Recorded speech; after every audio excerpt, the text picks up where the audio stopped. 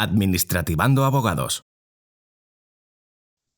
Hola a todos, bienvenidos a este espacio de actualidad de Administrativando Abogados. Si hay dos sectores que caracterizan a nuestro país, uno de ellos es el turismo y el otro la construcción. Pero la mezcla de ambos ha dado tanto resultados positivos como resultados más que negativos. Hablamos de aquellas ocasiones en las que el turismo de masas ha propiciado que se construyese también en masa en zonas protegidas, por ejemplo, para las aves, en espacios que están catalogados por la red Natura 2000, esta red de la Unión Europea, zonas también protegidas por su biodiversidad, o incluso en parques nacionales y parques regionales. Sí que es cierto que muchas de estas construcciones se dieron a lo largo de los 60, los 70, los 80, pero la ley de costas ya era del 88 y a lo largo de los 90 y los 2000 se ha seguido mezclando y ha dado lugar a aberraciones,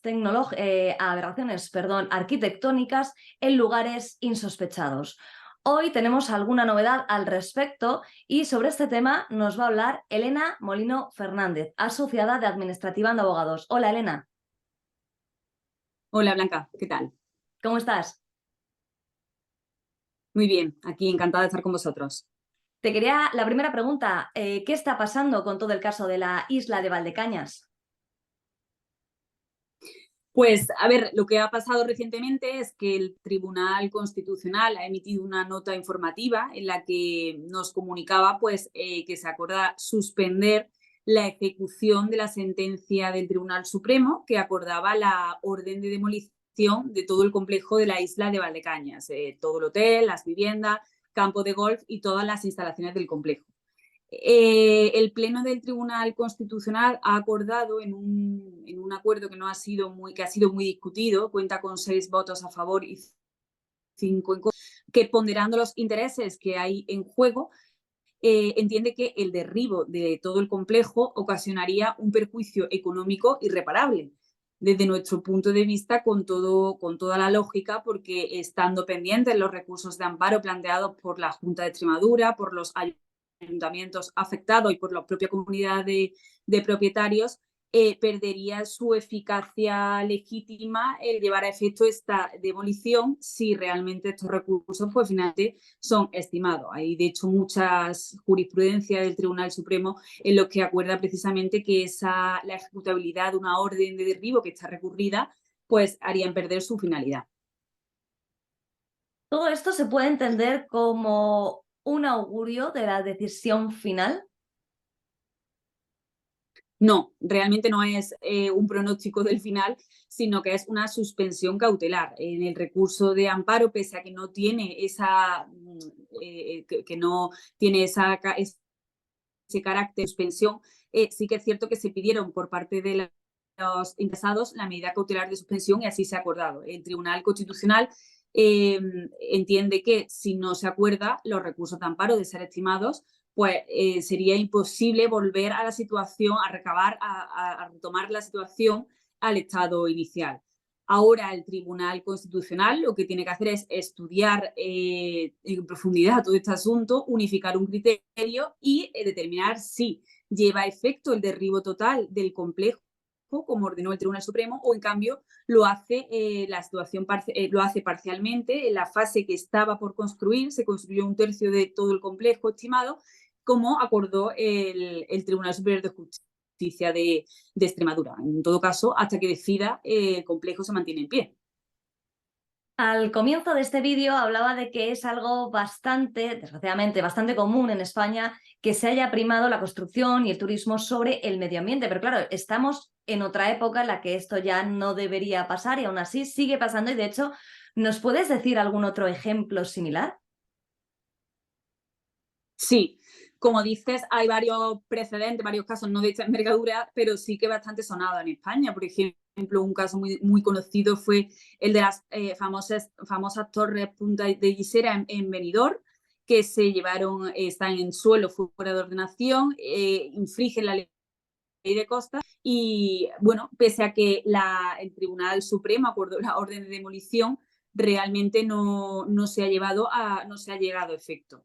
De hecho, ha pasado el asunto a la Corte de Mediación y Arbitraje de la Cámara de Valencia, que es donde se encuentra ahora desde hace 2 años. Otro caso también muy sonado, el famoso hotel de Algarrobico en Almería, en el que se construyó en un parque natural de Cabo de Gata y que, bueno, han recaído varias sentencias del Tribunal Supremo acordándose en producción y a día de hoy sigue en pie. O sea, no es el único caso que tenemos en España.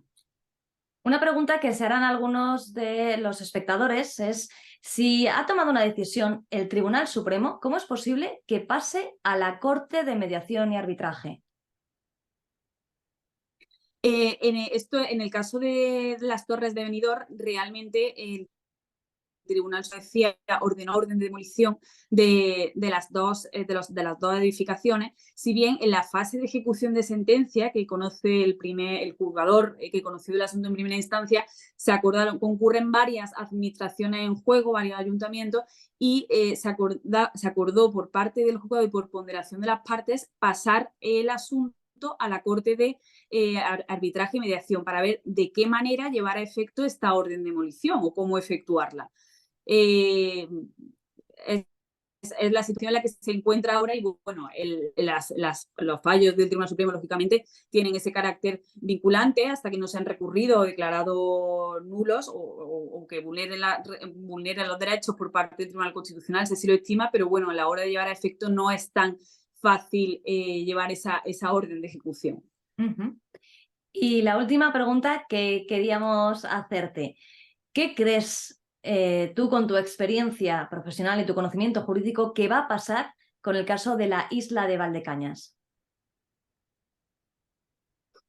Pues en este caso, a ver, son 16 años los que lleva el conflicto judicial en pie.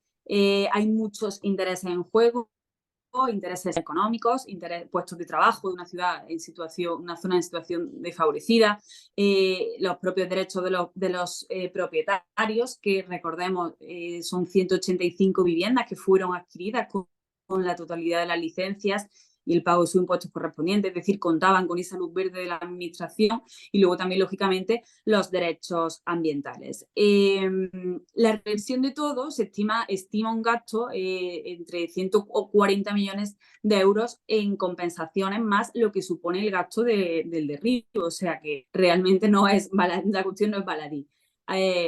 Los precedentes que hemos comentado después de 20 años siguen en pie. Una cuestión importante en este caso es que, como comentábamos, este complejo que se inició en el año 2000 sí que inicialmente se llevó a efecto en una zona que no contaba con esa protección. A mitad del proyecto se declaró la zona de especial protección para las aves, como has comentado al inicio del vídeo, y por tanto la empresa promotora sí que empezó a realizar este complejo con los permisos iniciales. En cualquier caso, yo personalmente no me atrevo a dar un pronóstico de la situación final, pero lo que sí que tengo claro es que aún queda camino por recorrer, no va a ser algo de la noche a la mañana, y que en cualquier caso el fallo que se estime, y en su caso la ejecución, como hemos visto, luego no es tan sencillo llevarla a efecto, la ejecución del fallo que pueda recaer, sí que va a sentar un precedente importante que se puede extrapolar a muchas otras situaciones, no de tal envergadura, pero sí que puede ser un precedente importante. Muchísimas gracias, Elena Molino Fernández, asociada administrativa de Abogados, por toda tu aportación. Sabemos que esto tiene muchos intereses, como tú mismo decías, económicos, medioambientales. Veremos qué pasa.